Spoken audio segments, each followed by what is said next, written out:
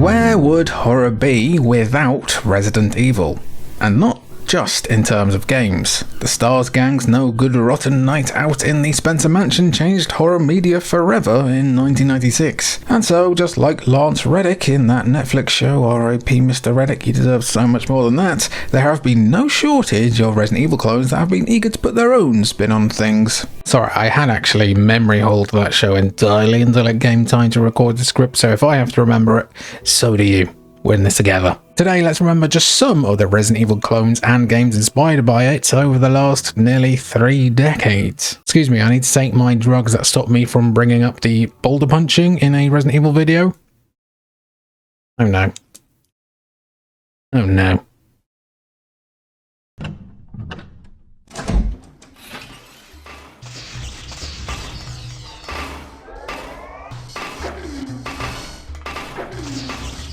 As mentioned, the gaming industry certainly isn't a stranger to clones, copycats, and clout chasing. Just like how today's gaming industry is obsessed with finding the next extraction shooter, the industry in the mid to late 90s wanted the next big 3D survival horror game. Many tried to fill the boots of Resident Evil, though only 1 or 2 succeeded. Galarians might be one of the games that didn't quite match up to RE's success, but the game boasts plenty of its own original ideas to make it more than just another clone. You've got tank controls, pre-rendered backgrounds, and the need to find clues and keys in order to unlock new areas and items, but Galarians' combat takes things in a completely different direction. Quick question time, what was the first Resi game to change direction to first person? Drop your comments down below and you could win a free Steam key for free. Instead of using guns and knives to do damage, main character Rion is able to use psychic powers in order to fight his foes, as well as find clues, solve puzzles, and do all the usual survival horror stuff. Like your local hard nut after spending time in the nightclub toilets, Rion's attack powers are only enabled through the use of drugs, and there's only a finite amount you can find, so a lot of Galarians is about optimizing the best route through the game to conserve as much as possible. There is also an AP meter to manage that. If full, will trigger Rion to go into an overdrive-like state, dealing massive damage to all enemies continuously, but it can kill him if it's left unchecked for too long. Again, Galarians didn't quite match up to Resident Evil's Juggernaut-like success, but it did get a PS2 sequel, Galarians Ash. Well, it exists. Right, time to make like Kevin Bacon and go a bit hollow. No, not because of selling his soul to EE for like a decade, because Hollow Man, what a movie, what a movie.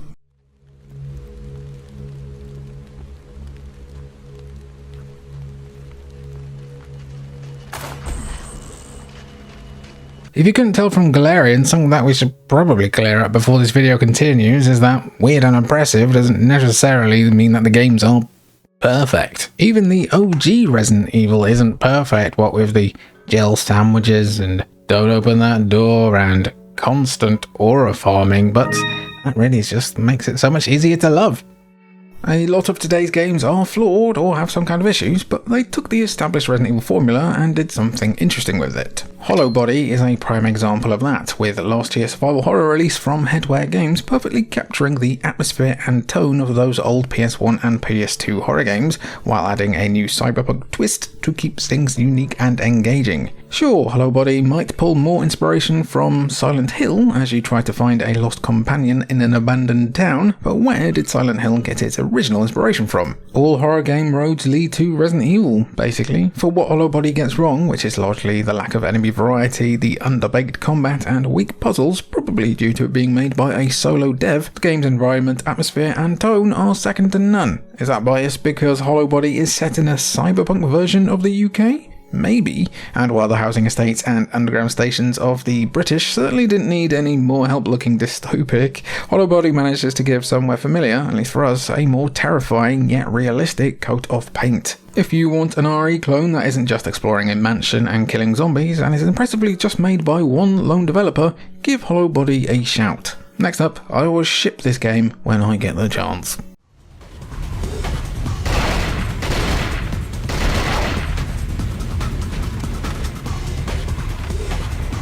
A survival horror game set on a boat probably doesn't immediately ping on the impressive radar, as media like Ghost Ship, Deep Blue Sea, and It's Always Sunny in Philadelphia prove, it's pretty easy to be horrified on a boat. Because of this, and because it made the unfortunate mistake of being an over-the-shoulder action horror game that was released just 2 months after the original GameCube launch of Resident Evil 4, people were quick to dismiss Cold Fear as derivative and not worth your attention. As far as gameplay goes, Cold Fear isn't matching Leon's Roundhouse Royale in Spain, but Cold Fear was made by some genuinely ambitious developers who also made Alone in the Dark: The New Nightmare. Set on a Russian whaler ship overrun with a parasite that turns people into zombie-esque mutants, Cold Fear casts players as former soldier/current Coast Guard Tom Hansen as he tries to uncover the mystery and ensure the parasites never make landfall. It's a basic premise, and the gunplay on offer here is serviceable at best, but what makes Cold Fear genuinely remarkable is the Dark Wave editor. A new program developed by developers Darkworks, Dark Wave was used to control the pitch and roll of the ship's movements, making them more realistic and reactive to the storms in-game.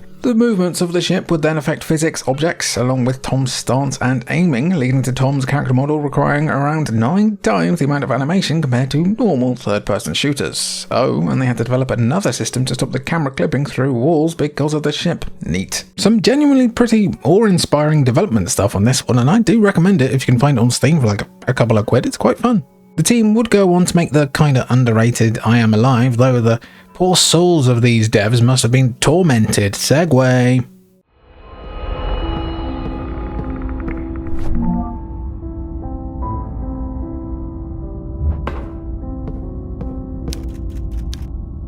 So, if you compared Tormented Souls and Resident Evil side by side, you'd be forgiven for thinking that they were actually part of the same franchise. Tormented Souls contains a lot of the same puzzle pieces that the Resident Evil formula thrives on. You control someone stuck exploring a mansion-like structure filled with scary monsters. There's plenty of puzzles to solve that require you to use more than just a single brain cell, and it's also very bloody spooky. There are key differences, such as improvised weapons instead of just limited ammo, and it's a hospital instead of a mansion, but it's close enough either way. Players control Caroline Walker, which is maybe a nod to Elsa, who receives a letter containing a photograph of 2 twin girls, Anna and Emma. Compelled to find out what's happened to the girls, Caroline manages to track them down to the Wild Burger Hospital. That's about where the good news ends for poor Caroline, because as soon as she arrives, she's knocked out, imprisoned, and has one eye surgically removed. Who saw that coming? Not her! Caroline then finds out that she's able to travel through time using VHS tapes, meaning she needs to use her newfound powers to solve the mystery of the twins before the horrors of the hospital take her life. Tormented Souls managed to achieve some decent, if not spectacular, reviews, so the good news for everyone who does love this game is that there's a sequel on the way too that seems a lot more ambitious, and I wish it the best. Now, you know we can't resist a good transition.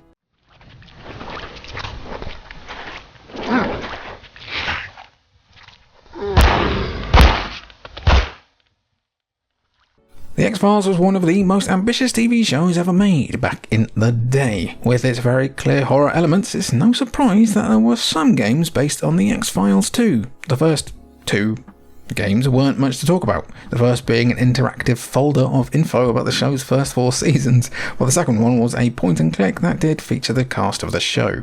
But it's 2004's Resist or Serve that deserves your attention. Despite the show being a boundary-pushing phenomenon, Resist or Serve simply cribbed from the homework of Resident Evil to create yet another fixed-camera horror game, though not one without merit. While not a genre definer in terms of critical reception, the game has developed a bit of a cult following for good reason. Pitched as a trilogy of lost episodes from the show's 7th season, the dynamic duo of Mulder and Scully are called to the town of Red Falls to investigate a series of murders, but when they arrive, they find zombies and a potentially alien artifact that seemingly has the power to resurrect the dead.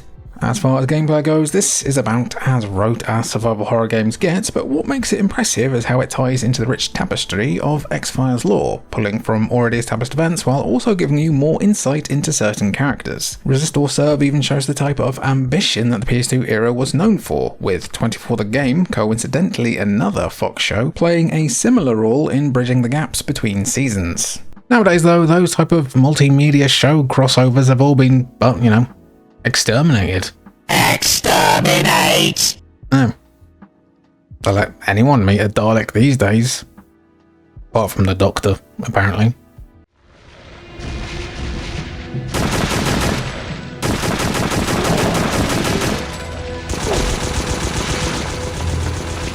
Considered to be the first new survival horror release on the PS2 when the previous console had become a hotbed for the burgeoning genre, hopes were high that Extermination would kick off the PS2's horror love affair with a bang. I had hopes for it, just from that shiny box art. It's so shiny and cool. The dev team even boasted some Resident Evil alumni like Tokuro Fujiwara, and Sony threw their weight behind the project by publishing the game worldwide. The results weren't astounding, with reviews for the final product remarking that it was a perfectly fine take on the RE formula, albeit with elements of the Thing thrown in for good measure. Who doesn't love fighting off mutated creatures on an Antarctic research base? You play as Marine Dennis Riley, who's investigating a top-secret research base crawling with muties, and there might be a bit of a conspiracy going on, but you know, that's neither here or there. That's all you need to know, really, but despite the muted reception and basic premise, Extermination is a pretty interesting game. Gameplay-wise, players had an infection bot to manage, which could only be cured with vaccines that are in limited supply, or you could modify your assault rifle with new gadgets.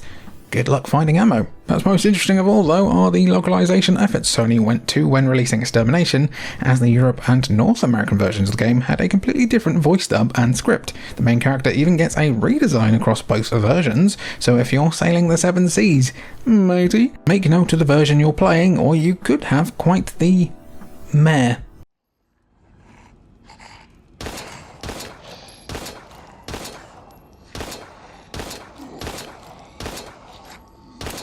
At one point in time, Daymare 1998 had absolutely everything going for it. Originally starting out as a fan project called Resident Evil 2 Reborn, the developers of Daymare, Invader Studios, were called to a meeting at Capcom's Osaka HQ and promptly told to stop the project entirely. Unlike a Nintendo cease and desist though, Capcom were much more polite about the whole thing, showing them unreleased footage of both Resident Evil 7 and their own remake of RE2. Capcom even asked Invader for their input and feedback on the remake, leading to them being mentioned in the game's credits, which is genuinely a nice touch. At the suggestion of Capcom, RE2 Reborn died that day, but Invader was born and they set to work on Daymare, an homage to the setting, gameplay and atmosphere of the original RE2. Some talent from Capcom even helped out on the project, with RE3 Nemesis director Kazuhiro Aoyama and artist Satoshi Nakai getting involved. Leon's original voice actor Paul Haddad was also cast as the cleaner, in what would unfortunately be his final role. All the pieces looked like they'd be in place to create magic once again, but between the perspective hopping story, general clunkiness, and crap inventory system, critics couldn't quite gel with this genuine love letter, though audiences seemed to fare slightly better.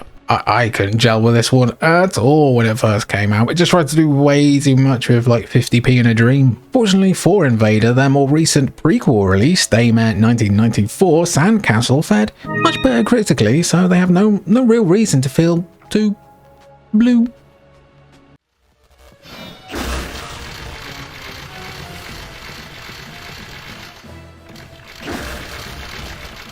If we told you there was a game where you fight monsters on Dinosaur Island and also Dreamcast, you'd probably just assume we were talking about Dino Crisis and move on. While Blue Stinger did launch at a similar time to Dino Crisis and shares some similarities, Blue Stinger does deserve its own flowers too. Instead of fighting traditional raptors and a T-Rex, Blue Stinger has you fighting mutants born from an alien egg in the distant future of 2018, which was, oh boy, that was a while ago. I need a nap after that. Over the course of the game, you control both Elliot or dogs, yeah, hell yeah, as they try to survive the events of Dinosaur Island, each with their own strengths and weaknesses. Elliot might be quicker and have access to more weapons, but dogs can fistfight a mutant, so who's the real winner?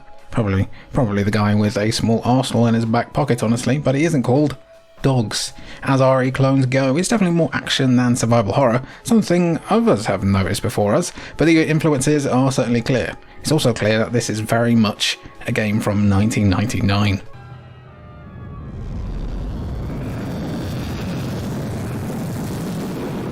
Magnificent. Something that does make Blue Stinger truly interesting though is that the original version of the game used a fixed camera perspective, which was so poorly received that for the Western release, a new over-the-shoulder camera was developed at the request of Activision. Take that, Resident Evil. The clones started innovating before you did. While some in the West lamented the idea of these changes, according to the game's creator Shinya Nishigaki, Blue Stinger sold low in Japan but was considered a success in America, and is now something of a guilty pleasure as survival horror vintage, especially when paired with cheese. What is that thing? Right, let's stop crowing on about this one.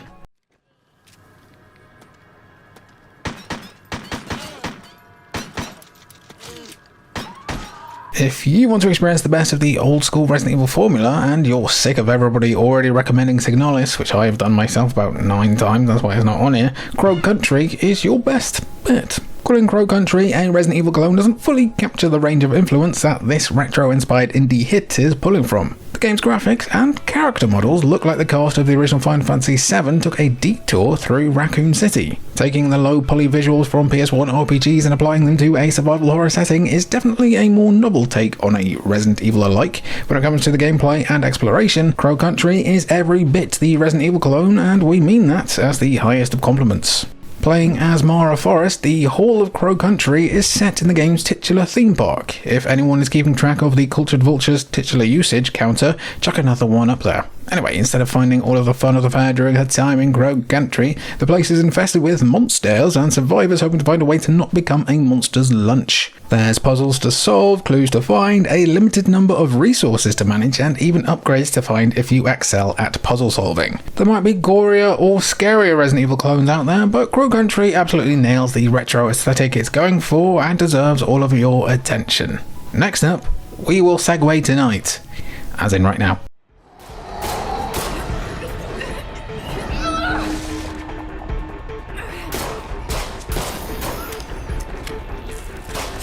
Anyone who's been keeping up with the channel will have picked up on me mentioning this in the Crazily Ambitious DS Games video, which you should watch by the way, but You Will Die Here Tonight is a Resident Evil clone that absolutely deserves its own spotlight. Developed by Spiral Bound Interactive, You Will Die Here Tonight actually came from the studio founder and creative director John Williams' own memories. John would rent PS1 games like Resident Evil when he hadn't yet bought a memory card, meaning he'd have to finish the game in one run. He never could, of course, but the idea of a horror game mixed with that perfect run clearly stuck with him. Much like how the original Resident Evil sees the STARS team investigating a mansion and finding zombies, You Will Die Here Tonight opens with 6 police officers entering a legally distinct mansion in the woods, only to find zombies too. Crazy how common that is, isn't it? Well, the premise might be similar, but You Will Die Here Tonight combines an isometric camera for exploration with a first-person shooter for combat, like a top-down version of Killer 7, or even the Game Boy's own Resident Evil Gaiden, famed for the twist ending of Leon being a shapeshifter. Leon S. Kennedy, or Leon is Kennedy. There's also a permadeath system in place, as each character can die throughout the course of the night, and you'll then have to go and retrieve their items should they have been carrying all the good ammo.